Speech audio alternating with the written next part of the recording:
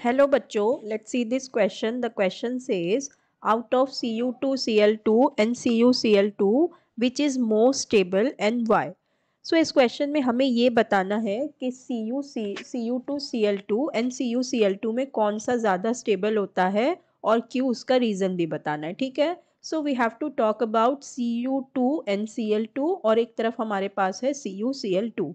अभी यहाँ पे अगर हम देखें तो हमारे कॉपर की ऑक्सीडेशन स्टेट अगर हम निकालेंगे तो यहाँ पे होगी 2x और क्लोरीन की एक होती है -1 × 2 = 0। तो यहाँ ये हो जाएगी x = 2/2, so it will become +1। ठीक है, यहाँ पे इसकी ऑक्सीडेशन स्टेट हो जाएगी +1, वेर एज अगर यहाँ हम इसकी ऑक्सीडेशन स्टेट निकालें तो ये हो जाएगी -1 × 2 = 0, so it will become x = +2। ठीक है, सो इसका मतलब यहाँ पे हमारा जो कॉपर है +1 की ऑक्सीडेशन स्टेट में है, यहाँ पे +2 की ऑक्सीडेशन स्टेट में।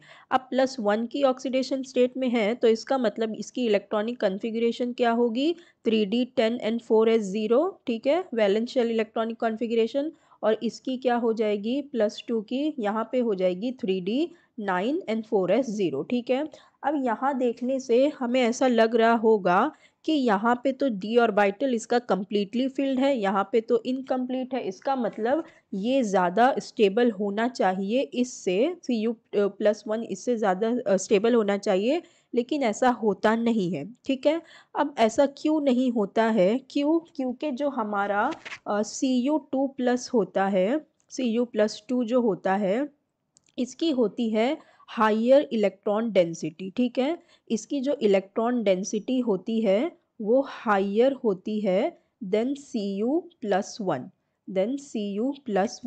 और जो Cu2+2 हमारा होता है, ये होता it is very small in size. ठीक है, ये होता है स्मॉलर इन साइज, और इसका साइज स्मॉल होने की वजह से इसके पास होता है हायर इफेक्टिव न्यूक्लियर चार्ज। ठीक है, इसके पास होता है हायर इफेक्टिव न्यूक्लियर चार्ज। ठीक है, सो देखो, अब जिस कटायन का साइज जो सबसे छोटा होता है, ठीक है, अगर हमारे कटायन का जो साइज है वो स्मॉल होता है, कटायन का साइज अगर स्मॉलर होता है जितना, सो उसकी डिग्री ऑफ हाइड्रेशन उतनी ज़्यादा होती है। ठीक है, उसकी डिग्री ऑफ हाइड्रेशन उसकी उतनी ही ज़्यादा होती है। ठीक है, सो और हमें ये पता है कि हमारी जो हाइड्रेशन एंथैल्पी होती है, हाइड्रेशन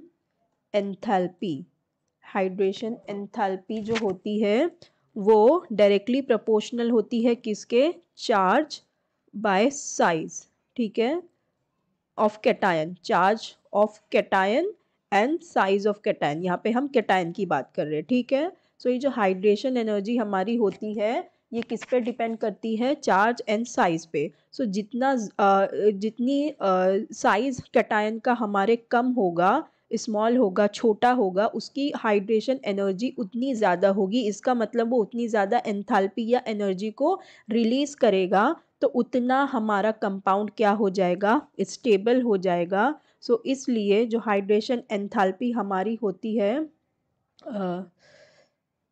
हाइड्रेशन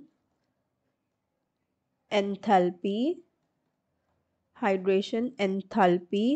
ऑफ Cu2+ क्या हो जाती है, Cu2+ इज हायर देन